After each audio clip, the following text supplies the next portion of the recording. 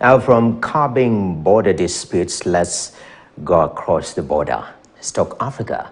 Officials of the African Union say the regional body plans to launch a new continental credit rating agency focused on addressing unfair lending risks designated to African nations. The AU's moves expected next year is in reaction to leaders who say global rating agencies, Moody's, Fitch, S&P Global Ratings, do not fairly assess the risk of lending to African countries.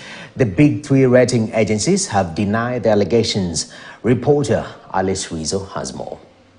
The African Union is planning to launch a new African credit rating agency next year. The aim is to address the group's concerns that ratings given to countries on the continent are unfair, an official told Reuters. The agency would craft its own assessment of the risks in lending to African countries. It would be based on the continent, be self-funded, and would add context to the information investors consider when deciding whether to buy African bonds or lend privately to countries, the African Union said.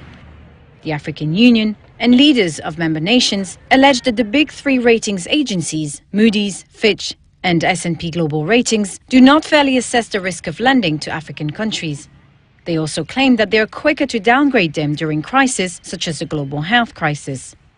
Broadly speaking, credit ratings are designed to gauge a borrower's risk of default and factor in the terms on which banks and others will lend to them. All three ratings agencies have denied bias and say their ratings follow the same formula across continents. Moody's, Fitch and S&P Global Ratings did not immediately respond to a request for comment.